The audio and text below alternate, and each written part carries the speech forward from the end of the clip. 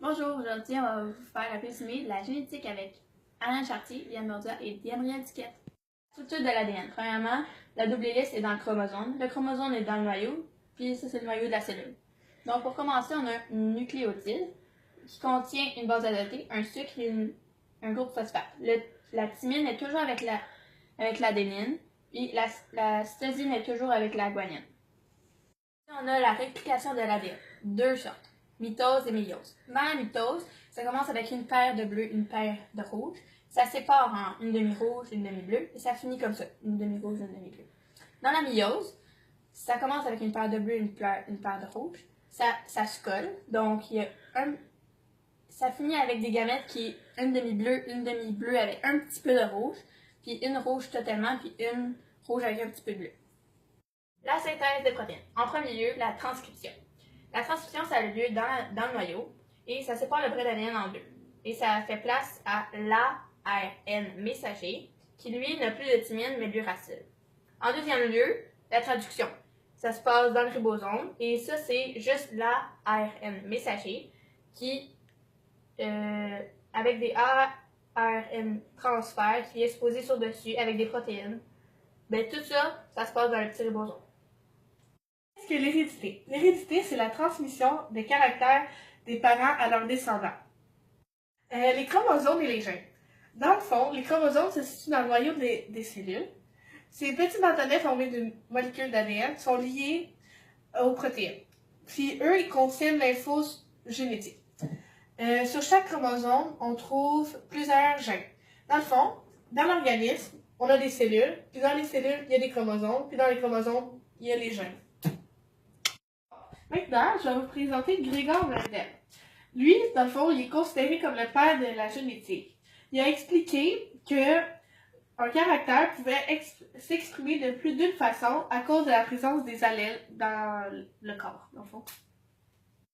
Ok, les allèles, qu'est-ce que c'est? Dans le fond, c'est une des formes que peut prendre un gène.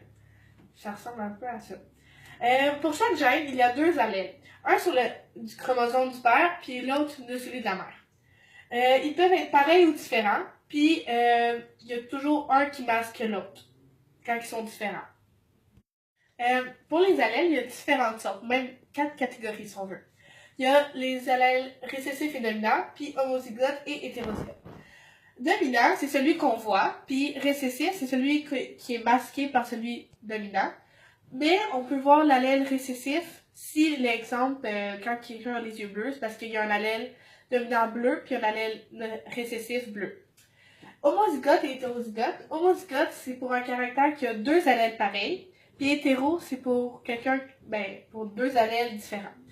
Moi, mon truc, personnellement, c'est, exemple, homozygote, homosexuel, c'est un gars, puis un gars, ou une fille, puis une fille.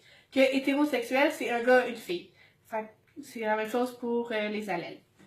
Comme ici, on voit que les allèles sont bruns. Les yeux sont bruns de la personne à cause que il y en a un qui est dominant brun puis un récessif brun. Donc, il est homozygote. Lui aussi est homozygote, mais les yeux sont bleus. Puis ici, il est hétérozygote, mais la personne va avoir les yeux bruns parce que l'allèle récessif est bleu, puis l'allèle dominant est brun. Souvent, l'allèle dominant est brun. Aussi, le génotype et le phénotype. Le génotype représente la paire d'allèles que l'individu porte, et le phénotype, quant à lui, est ce que l'on voit chez quelqu'un. Dans le fond, exemple, les yeux bleus ou, je sais pas, autre chose. Le même phénotype peut parfois correspondre à deux génotypes différents. On désigne un allèle dominant par une lettre majuscule et une minuscule pour l'allèle récessif. On voit donc ici un grand V pour l'allèle de la fleur violette, puis un petit V pour l'allèle de la fleur blanche, parce que blanc c'est récessif, puis mauve c'est dominant. Donc, ceci est la partie du troisième coéquipier qui n'était pas présent.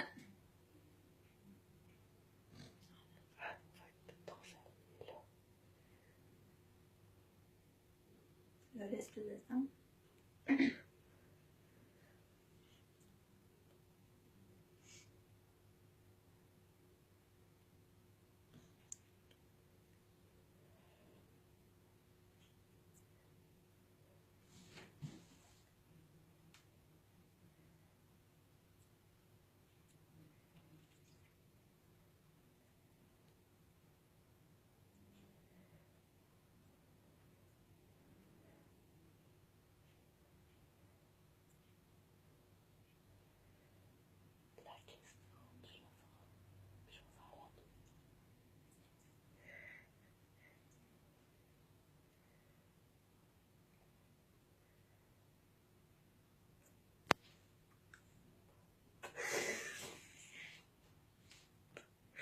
Bon, question numéro 1.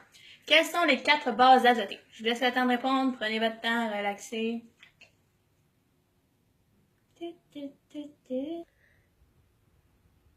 Donc, voici les réponses. Adénine, thymine, guanine et cytosine. Question numéro 2. Où se situent les chromosomes?